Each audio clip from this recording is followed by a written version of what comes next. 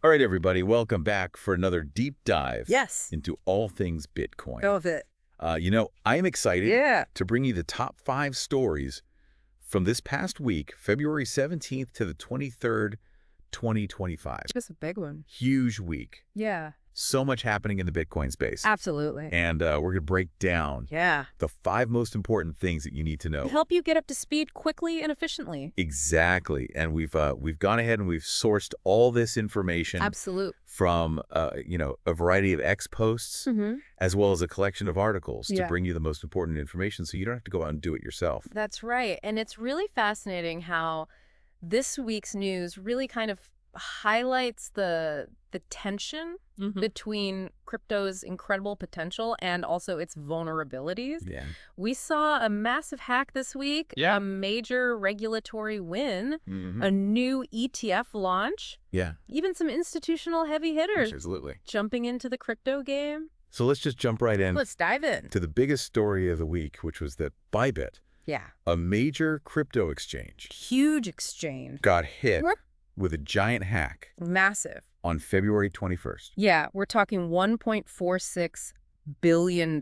Wow. In Ethereum just vanished into thin air. And this was from their cold wallet, right? Supposedly, yeah, their cold wallet, which is meant to be the most secure way to store crypto. Yeah, it's like the Fort Knox of crypto. That's right. So how did this happen? Well, it appears the hackers, they exploited a vulnerability in Bybit's multi-signature system. Okay. So they basically bypassed all the safeguards that were supposed to prevent this exact scenario. So even cold wallets aren't foolproof. It seems that way. What does this mean for the average Bitcoin holder like myself? Well, it really underscores the importance of diversifying your holdings. Okay. You know, not keeping all your eggs in one basket, so to speak. Sure. And while this hack, Bitcoin itself wasn't directly affected, it definitely casts a shadow over the entire crypto space. Yeah. And it'll likely lead to increased scrutiny of exchange security practices. For sure. For sure. Okay, well, let's move on to some brighter news. Yeah, a little more positive. A bit more positive. Remember that case with the SEC breathing down Coinbase's neck? Yeah, that was a big one. Well, guess what? What happened? They dropped the case. They did on February 22nd. Oh, that's huge. Huge news, yeah. So for those who need a refresher, the SEC was essentially trying to classify many cryptocurrencies as securities, including some that are offered on Coinbase, which would have subjected them to much stricter regulations. So the fact that the case was dismissed could signal a more lenient approach from regulators, which would be a major win for the entire industry. So this is potentially really good for Bitcoin, right? Potentially, yeah. It could lead to more people in the U.S. feeling comfortable with crypto, maybe even buying some Bitcoin. A clearer regulatory environment could attract more institutional investment, foster innovation, ultimately boosting adoption. Okay. However, it is worth noting that this is just one case, and the overall regulatory landscape is still very much evolving. Absolutely. It's a constantly moving target. For sure. Okay, so speaking of adoption, how about this? Costa Rica launched its very first Bitcoin ETF. That's right. On February 21st. Huge news. This is a big deal. So ETFs, or exchange-traded funds, are essentially baskets of assets that you can buy and sell on stock exchanges, just like stocks. Got it. In this case, the ETF tracks the price of Bitcoin. Okay. So it makes it much easier for both, institutional investors as well as individuals to gain exposure to Bitcoin without directly holding the cryptocurrency. So it's kind of like buying a slice of the Bitcoin pie. Exactly. Without having to bake the whole thing yourself. Without having to do all the work. That's a great analogy. I like that one. Yeah. This is a big step towards mainstream acceptance. For sure. Particularly in Central America. And, it could pave the way for other countries in the region to follow suit. Absolutely. All right, so moving on. Yeah.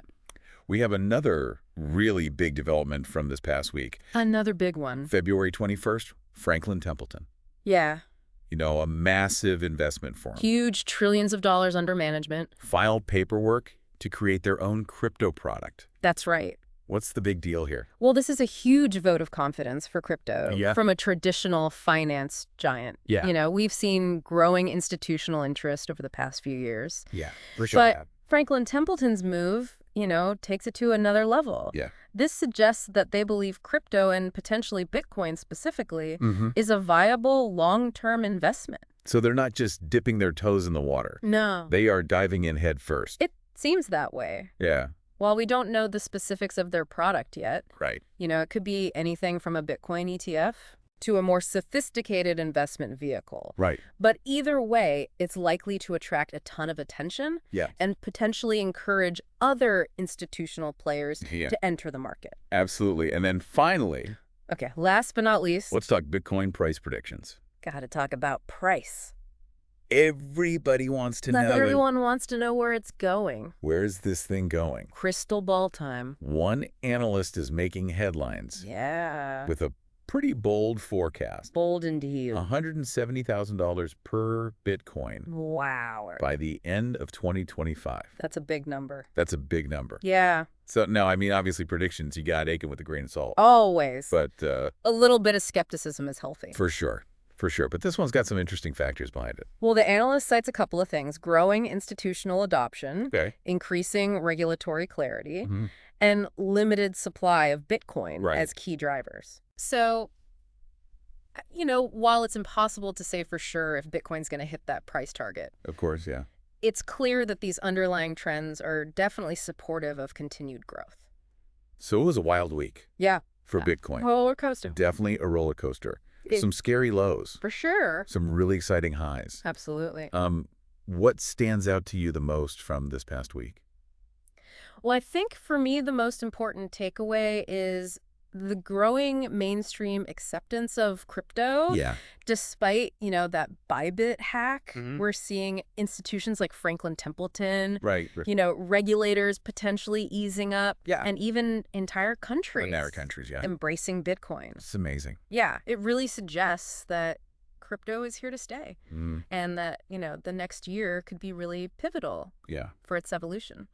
And on that note, to all of our listeners out there. That's right. What are your predictions for Bitcoin in the coming year? What do you think? Let us know down in the comments below. We want to hear from you. We'd love to hear your thoughts. Absolutely. And join us next time. Yes. For another deep dive into the world of topic to be announced. I'm looking forward to it. Until then, happy hodling. Hodling! Yeah. See ya. See ya.